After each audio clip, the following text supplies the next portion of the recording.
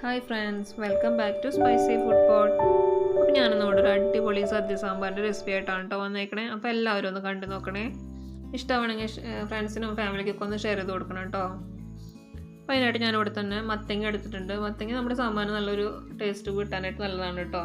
പിന്നെ ക്യാരറ്റ് എടുത്തിട്ടുണ്ട്, പിന്നെ ഉരുളൻകിഴങ്ങ് എടുത്തിട്ടുണ്ട്, പിന്നെ വെണ്ടക്കായ, മുരിങ്ങക്കായ, പിന്നെ കുറച്ച് ഉള്ളി എടുത്തിട്ടുണ്ട്. നിങ്ങൾക്ക് വേണമെങ്കിൽ സവാളയിൽ എടുക്കാം, പക്ഷേ ഉള്ളിക്കാണ് കേട്ടോ ടേസ്റ്റ്.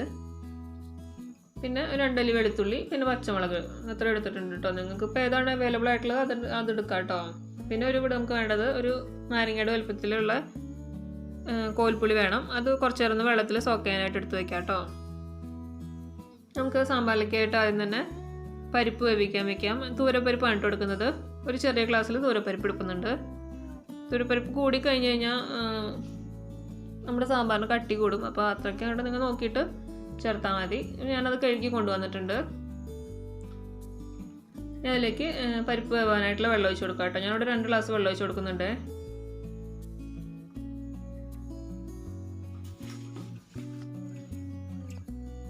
ഇതിലേക്ക് ആവശ്യത്തിനുള്ള മഞ്ഞൾപ്പൊടി ഇട്ട് കൊടുക്കുക. 1/2 ടീസ്പൂണോളം മഞ്ഞൾപ്പൊടി ഇട്ട് കൊടുക്കുന്നുണ്ട് കേട്ടോ. ഇനി നമുക്ക് കുക്കർ അടച്ചിട്ട് ഒരു ലോ ഫ്ലെയിമിൽ ഒറ്റ വിസിൽ വെക്കാം കേട്ടോ. മീഡിയം ഫ്ലെയിമിലൊക്കെ ഇടുന്നുണ്ടെങ്കിൽ ഒരു 2 വിസിൽ വന്നോട്ടെ കേട്ടോ. ഇനി നമുക്ക് ആദ്യം തന്നെ നമുക്ക് സാമ്പാറിലേക്ക് വറുത്തരയ്ക്കാനായിട്ടുള്ള മസാല റെഡിയാക്കാം. അതിനായിട്ട് ഞാനൊരു പാൻ അടുപ്പത്ത് വെച്ചിട്ട് കോക്കനട്ട് ഓയിൽ ഒഴിച്ച് കൊടുക്കുന്നുണ്ട്.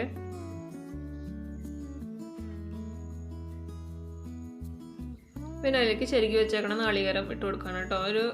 ഒരു ചെറിയൊരു കപ്പ്, ഒരു 4 ടേബിൾ സ്പൂൺ ഉണ്ടാവേ.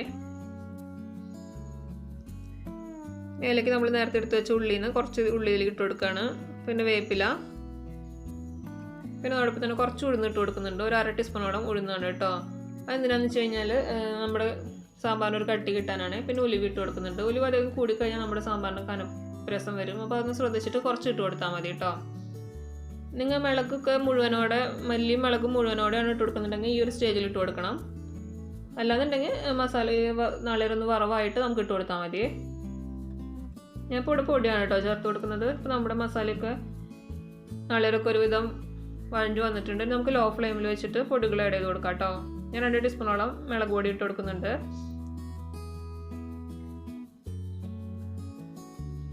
പിന്നെ 1 ടീസ്പൂൺ മല്ലിപ്പൊടി ഇട്ട് കൊടുക്കുന്നുണ്ട് കേട്ടോ. പിന്നെ ഒരു 3/4 ടീസ്പൂണോളം കായത്തിൻ്റെ പൊടിയാണ് ഞാൻ ഇട്ട് കൊടുക്കുന്നത്. നിങ്ങൾ കായം ചേർക്കുകയാണെങ്കിൽ ആദ്യം തന്നെ ചേർത്തോളൂ കേട്ടോ. നാളികേരത്തിൻ്റെ ഒപ്പം തന്നെ ചേർത്തോളൂ. ഇനി അത് നന്നായി ഒരു ലോ ഫ്ലെയിമിൽ, അല്ലെങ്കിൽ ഫ്ലെയിം ഓഫ് ചെയ്തിട്ടാലും ജസ്റ്റ് ഒന്ന് ചൂടാക്കി എടുത്താൽ മതി. പൊടികൾ കരിഞ്ഞു പോയി കഴിഞ്ഞാൽ നമ്മുടെ സാമ്പാറിന് ഒരു കളർ വ്യത്യാസം വരും. അപ്പോൾ ഈ ഒരു സ്റ്റേജിൽ നമുക്ക് എടുക്കാം കേട്ടോ. അതായത് നമ്മുടെ പരിപ്പ് ഒറ്റ വിസിൽ വന്നിട്ടുണ്ട്. നമുക്ക് ഒന്ന് കുറച്ച് നേരം വിസിൽ പോകാനായിട്ടൊന്ന് വെയിറ്റ് ചെയ്യാം കേട്ടോ. അതായത് നമ്മുടെ പരിപ്പൊക്കെ നന്നായി വെന്തിട്ടുണ്ട്. ഇനി നമുക്കിതിലേക്ക് നമ്മൾ നേരത്തെ വെള്ളത്തിലിട്ട് വെച്ചിട്ടുള്ള പുളി വെള്ളം ഇതിലേക്ക് അരിച്ചൊഴിച്ച് കൊടുക്കാം. എന്ന് വെച്ച് കഴിഞ്ഞാൽ അടിയിൽ മണ്ണുണ്ടാകാനുള്ള സാധ്യതയുണ്ട്. അതുകൊണ്ട് ഒന്ന് അരിച്ചൊഴിച്ച് കൊടുക്കുന്നതാണ് കേട്ടോ നല്ലത്. പിന്നെ നമ്മൾ എടുത്ത് വെച്ചിരിക്കുന്ന കഷ്ണങ്ങൾ ഇട്ട് കൊടുക്കുകയാണേ. നിങ്ങൾക്ക് ഇപ്പോൾ ഏത് കഷ്ണം അവൈലബിൾ ആയിട്ടുള്ളതുണ്ടെങ്കിൽ അത് ഇട്ട് കൊടുക്കാം കേട്ടോ. ഇന്ന കഷ്ണമൊന്നുമില്ല സാമ്പാറിലേക്ക്, ഇപ്പോൾ ഏതായാലും ഇട്ട് കൊടുക്കാം നമുക്ക്. പിന്നെ ഉള്ളി ഇട്ട് കൊടുക്കുന്നുണ്ട്, പച്ചമുളക് കുറച്ചിട്ട് കൊടുക്കുന്നുണ്ട്, പിന്നെ ക്യാരറ്റ്, പിന്നെ ഉരുളക്കിഴങ്ങ് കൂടി ഇട്ട് കൊടുക്കുന്നുണ്ട് കേട്ടോ. പിന്നെ വെളുത്തുള്ളി ചിലവർ സാമ്പാറിൽ ചേർക്കാറില്ല, പക്ഷെ ഞാനിവിടെ ചേർക്കാറുണ്ട് കേട്ടോ. എന്നിട്ട് നമുക്ക് ആവശ്യത്തിനുള്ള വെള്ളം ഒഴിച്ചിട്ട് ഇതൊന്ന് കുക്ക് ചെയ്തെടുക്കാം കേട്ടോ. ഇതൊന്ന് പകുതി കുക്കാകുമ്പോൾ നമ്മുടെ വെണ്ടക്കായും മുരിങ്ങക്കായും തക്കാളിയൊക്കെ ഒരു പകുതി, ഈ കഷ്ണങ്ങൾ പകുതി കുക്കാകുമ്പോൾ നമുക്കത് ചേർത്ത് കൊടുത്താൽ മതി.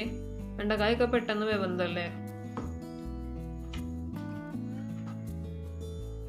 നമുക്കൊന്ന് മൂടി വെച്ചിട്ട് ഒന്ന് പകുതി വേവിച്ചെടുക്കാം കേട്ടോ.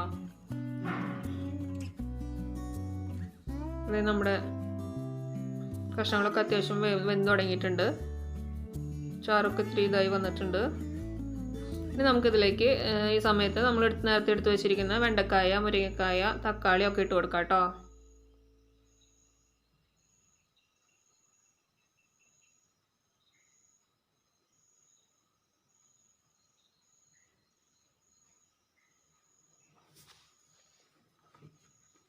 പിന്നെ അതിലേക്ക് കറിവേപ്പില ഇട്ട് കൊടുക്കുന്നുണ്ട്. പിന്നെ നമ്മൾ നേരത്തെ എടുത്ത് വെച്ച പച്ചമുളകിൽ നിന്ന് കുറച്ച് ഞാനിപ്പോൾ ഇത് ഇട്ട് കൊടുക്കുന്നത് കേട്ടോ. നേരത്തെ മുഴുവനായിട്ട് ഇട്ട് കൊടുത്തായിരുന്നില്ല. അങ്ങോട്ട് ഇട്ട് കൊടുത്തിട്ട് ഒന്ന് ഇളക്കിയിട്ട് ഒന്നുകൂടി തിളയ്ക്കാനായിട്ട് വേവാനായിട്ട് വെക്കാം കേട്ടോ.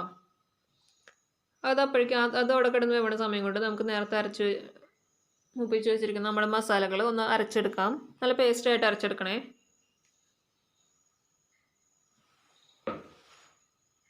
അതേ മസാലയൊക്കെ ഞാനിവിടെ അരച്ച് കൊണ്ടുവന്നിട്ടുണ്ട്. ഇത് നമുക്ക് നമ്മുടെ സാമ്പാറിലേക്ക് പരിപ്പിലേക്ക് ചേർത്ത് കൊടുക്കാം കേട്ടോ.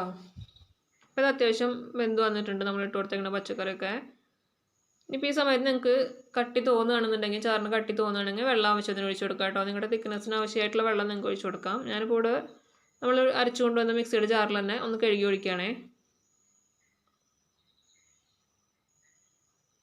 സാമ്പാർ കുറച്ച് ലൂസായിട്ടിരുന്നാൽ മതി. കുറച്ച് നേരം കഴിഞ്ഞ് കഴിഞ്ഞാൽ കട്ടിയാവാനുള്ള സാധ്യത ഉണ്ട്. അതുകൊണ്ട് നമ്മൾ ഉണ്ടാക്കി വെക്കുമ്പോൾ തന്നെ ഇത്തിരി ലൂസോട് കൂടി വെച്ചാൽ മതി കേട്ടോ. പിന്നെ ഇപ്പോൾ നമ്മൾ ഇതുവരെ ഉപ്പ് ഇട്ടിട്ടുണ്ടായിരുന്നില്ല. ഇനി നമുക്ക് സാമ്പാറിലേക്ക് ആവശ്യമുള്ള ഉപ്പ് ഇട്ട് കൊടുക്കാം കേട്ടോ. അതുകൊണ്ട് ചേർത്തിട്ട് ഒന്ന് ഇളക്കി കൊടുക്കാം. ഒന്ന് ലോ ഫ്ലെയിം വെച്ചിട്ട് ഒന്ന് തിളക്കട്ടെ കേട്ടോ. ഒരു 5 മിനിറ്റ്. നമ്മുടെ സാമ്പാറൊക്കെ നന്നായി തിളച്ചിട്ടുണ്ട് കേട്ടോ. നമ്മുടെ കഷ്ണങ്ങളൊക്കെ അത്യാവശ്യം വേവായിട്ടുണ്ട്. ഈ സമയത്ത് നമുക്കിതിലേക്ക് കുറച്ച് ശർക്കര ഞാൻ എടുത്ത് കൊടുക്കുന്നുണ്ട്. ടേസ്റ്റ് ഒന്ന് ബാലൻസ് ചെയ്യാൻ വേണ്ടിയിട്ട്. അതൊരു പ്രത്യേക ടേസ്റ്റാണ് കേട്ടോ. നിങ്ങൾക്ക് താല്പര്യമില്ലാന്നുണ്ടെങ്കിൽ അത് അവോയ്ഡ് ചെയ്യാം. പിന്നെ അതിലേക്ക് കുറച്ച് മല്ലിയില ഞാൻ ഇട്ട് കൊടുക്കുന്നുണ്ട്.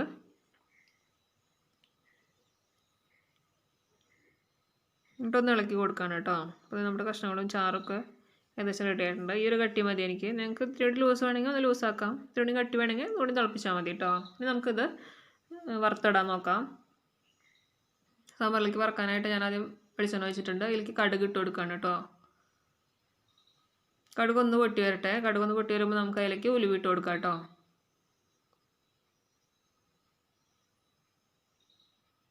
ഉലുവ ഞാനിവിടെ ഒരു 1/2 ടീസ്പൂണോട് ഇട്ട് കൊടുക്കും. ഒരു അര ചെറിയ സ്പൂണാണ്, 1/2 സ്പൂണോട് ഇട്ട് കൊടുക്കുന്നുണ്ട്. പിന്നെ മുഴുവൻമുളക് കട്ട് ചെയ്തതാണ്, അതും കൂടി ഇട്ട് കൊടുക്കുന്നുണ്ട് കേട്ടോ. കറിവേപ്പിലയുമായിട്ടിട്ട് ഒന്ന് ഇളക്കി ഒന്ന് മൂപ്പിച്ചെടുക്കുകയാണ്.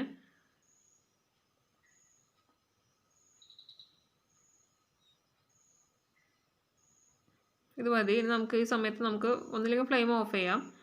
ഓഫ് ചെയ്തിട്ട് നമുക്ക് ഇതിലേക്ക് കുറച്ച് മുളക് പൊടി ഞാൻ ഇട്ട് കൊടുക്കുന്നുണ്ട് കേട്ടോ. മുളക് പൊടി കരിയാൻ പാടില്ല. ഫ്ലെയിം ഓഫ് ചെയ്തിട്ട് നിങ്ങളിത് ഇട്ട് കൊടുത്താൽ മതി കേട്ടോ. ഇത് നമുക്കിത് സാമ്പാറിലേക്ക് ഒഴിച്ചു കൊടുക്കാം കേട്ടോ.